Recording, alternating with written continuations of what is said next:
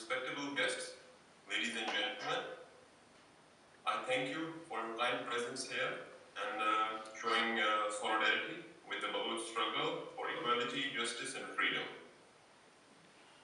I salute all those political activists who are bearing inhuman atrocities by the Pakistani forces in torture cells for the noble cause of independence of motherland Balochistan. Today, the Baloch suffers on its own homeland, and the occupational Pakistani state have been committing worst war crimes to suppress the democratic struggle of Baloch masses for the restoration of their sovereignty, which has been forcefully usurped by the Pakistani state for the past 67 years.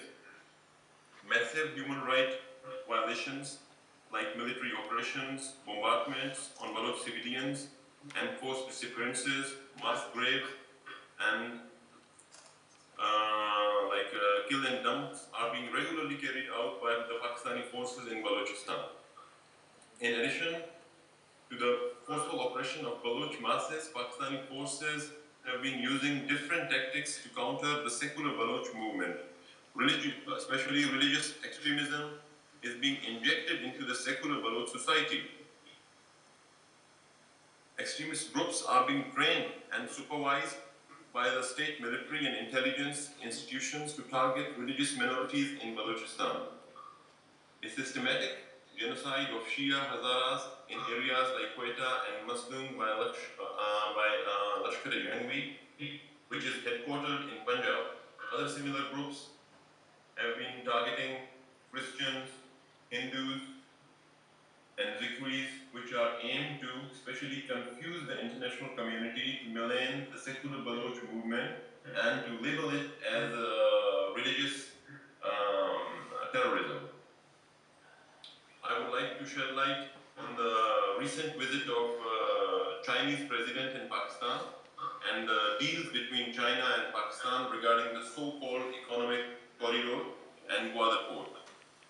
Let us make it clear to the world that the Baloch do not accept the Chinese intervention in Balochistan and their evil design, which not only lack the Baloch consent, but they are also aimed to oppress the Baloch and exploit their land and resources. There is also another factor in the Baloch oppression by the Pakistani state, and that is the duplicity of Pakistani security establishment in which war against terrorism. Establishment in the war against terrorism. Pakistani military have been receiving billions of dollars and heavy military equipment as an aid from the Western countries, particularly the United States. But instead of fighting terrorism, Pakistani forces have been using that aid to crush the democratic and political struggle of the Baloch people. Like a former Pakistani ambassador to the United States, is on record saying that he has strong reasons to believe that the aid against terrorism has been and is being used against the Baloch. Pakistani double game in war against terrorism has long been exposed when world number one terrorist Osama bin Laden was found and killed within miles of the Pakistani military academy in Abbottabad. We believe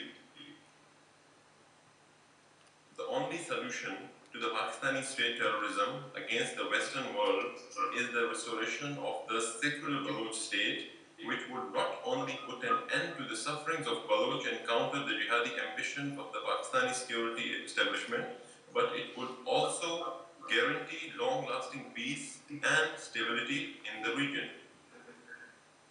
Human rights groups, international media, and non-governmental organizations, NGOs, should play their role in highlighting the Baloch genocide by Pakistani forces and help raise awareness about the secular movement of Baloch. As a democratic and political solution to the Baloch problem, we suggest the international community to hold an independence referendum in Balochistan under the supervision of United Nations to let the Baloch decide for their future. which is certainly safe, secure, and right